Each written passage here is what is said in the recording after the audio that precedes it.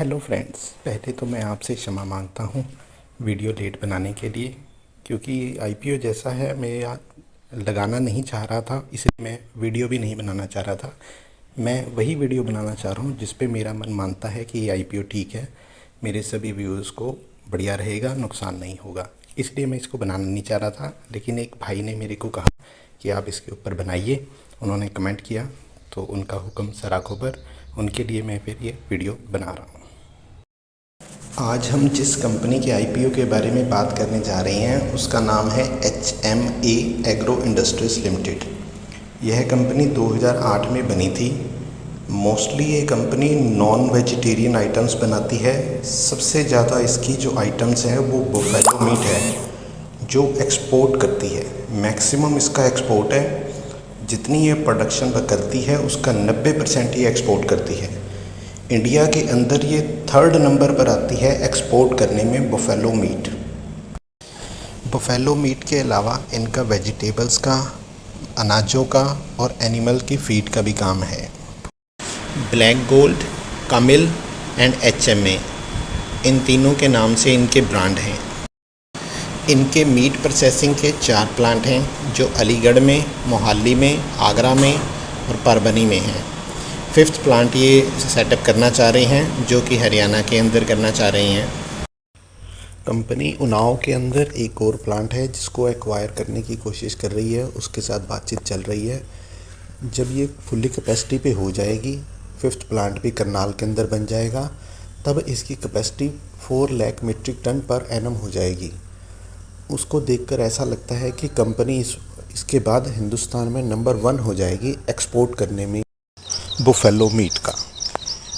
ये कंपनी जो एक्सपोर्ट करती है buffalo meat mostly UAE, Iraq, Saudi Arabia, Oman, Bahrain, Jordan, Algeria, Egypt, Angola, Vietnam, Indonesia, Georgia, Malaysia, Cambodia, कई countries में करती है, अफ्रीकन कंट्रीज़ में भी है। 25,000 एम्प्लॉयज़ इस कंपनी के पास काम करते हैं। 5 वर्किंग प्लेसेस पे इंडिया में ये काम प्लांट है इसके। काफ़ी अच्छा काम है, काफ़ी अच्छी स्केल पे है और ग्रोथ करना चाह रही है कंपनी। यदि हम कंपनी के प्रमोटर की शेयर होल्डिंग देखें तो वजीद अहमद जी के पास 1,52,04,120 शेयर हैं। जो उनको कॉस्ट पड़ती है वो 65 पैसे पर शेयर की पड़ती है।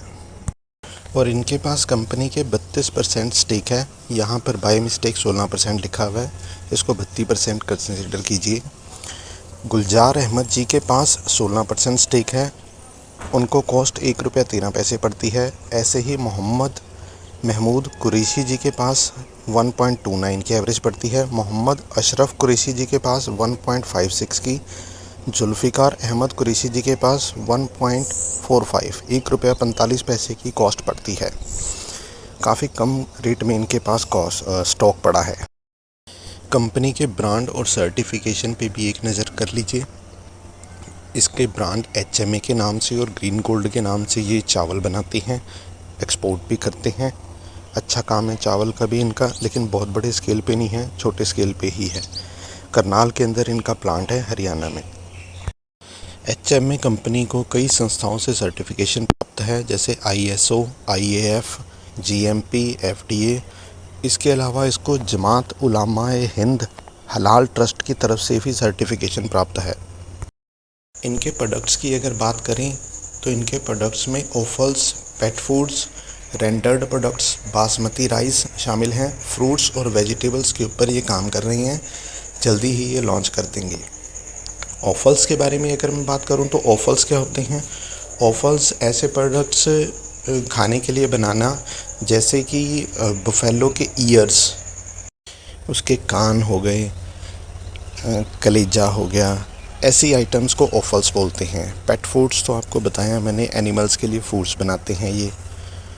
और रेंडर्ड प्रोडक्ट्स उनको बोलते हैं जो अनयूज्ड आइटम होती हैं उसको यूज़ के लिए बनाना, जैसे फ़ैट, बुफेलो की फ़ैट, उसके टिश्यूज़, ये सब आइटमें वेस्ट होती हैं, उसको यूज़ के लिए यूजेबल बनाना, इसको रेंडर्ड प्रोडक्ट्स बोलते हैं।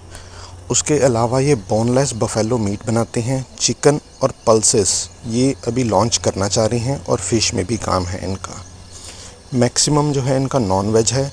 वेजिटेरियन के अंदर बहुत स्मॉल स्केल पे हैं, जिसको अभी ये ग्रोथ करना चाह रहे हैं। जैसा कि आपको पहले बताया, हरियाणा के करनाल के अंदर इनका बासमती राइस का भी प्लांट है, जो ये एक्सपोर्ट ही करते हैं।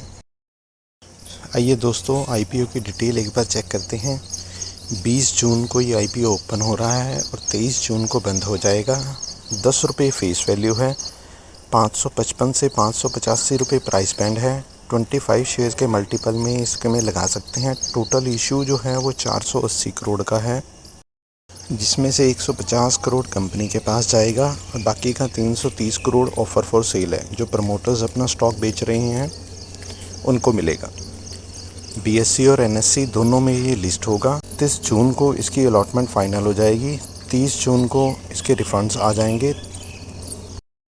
4 जुलाई को लिस्टिंग होने की उम्मीद है इसकी।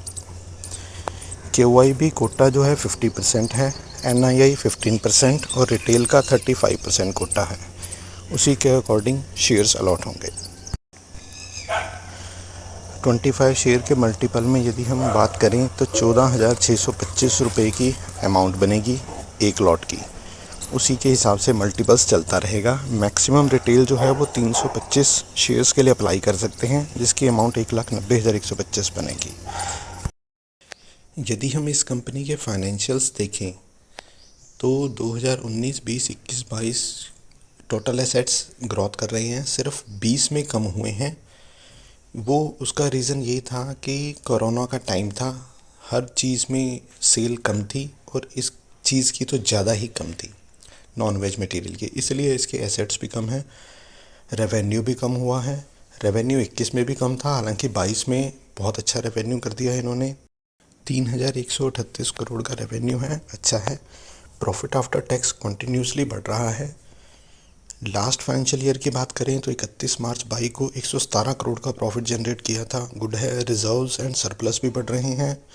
जो मेन प्रॉब्लम है वो है इनकी बोरोइंग्स की, ये कर्ज बहुत ले रही हैं। प्रॉफिट उस हिसाब से नहीं बढ़ रहा है जिस हिसाब से ये कर्ज लेते जा रही हैं। इसका मीनिंग तो ये हुआ कि जितना प्रॉफिट जनरेट कर रहे हैं वो कर्ज का इंटरेस्ट उतारने में ही दे देते होंगे। तो मुझे बहुत बढ़िया नहीं लग रहा कि ये कर्ज बढ़ा कर रहे हैं। मुझे इस कंपनी में 3 जो हैं वो मेन कंसर्न लगते हैं, जिसकी वजह से मैं इस आईपीओ को अपने पर्सनल के लिए अवॉइड कर रहा हूँ। फर्स्ट ये है कि ये कर्ज बहुत ले रही है। सेकंड ये कि जो प्रमोटर हैं उनके ऊपर क्रिमिनल केसेस हैं जो पेंडिंग हैं। थर्ड ये कि इस कंपनी के ऊपर इनकम टैक्स डिपार्टमेंट के भी केसेस हैं जो पेंडिंग हैं। ये मुझे मेन कंसर्न लगते हैं, जिसकी वजह से मुझे इस आईपीओ में थोड़ा सा डाउट है। लिस्टिंग गेन के लिए, लॉन्ग टर्म के लिए अच्छी कंपनी है, ग्रोथ कर रही है। जो केसेस हैं अगर वो रिसॉल्व हो जाते हैं, ओके हो जाता है, तो उसके बाद कंपनी अच्छी ग्रोथ कर सकती है। यदि आप आईपीओ लगाना चाहते हैं तो आप इसकी स्टडी खुद से कर सकते हैं। आपको अच्छी लगती है आप ज़रूर लगाइए। यदि स्टडी के रिगार्डिंग आप कुछ पूछना चाहते हैं तो आप कमेंट सेक्शन में पूछ सकते हैं। मुझे आपकी हेल्प करके बहुत खुशी होगी। सब कुछ नेगेटिव ही नहीं है, कुछ पॉजिटिव भी हैं। पॉजिटिव के लिए यदि मैं बात करूं तो ये अपनी तरह की अकेली लिस्टेड कंपनी होगी। इसके कंपैरिजन में कोई भी नहीं है स्टॉक मार्केट में इस वक्त लिस्ट। GMP इस वक्त 30 रुपीज़ चल रहा है, जो कुछ खास नहीं है। ऐसी इन्फॉर्मेशन के लिए सब्सक्राइब करें। Thank you for watching.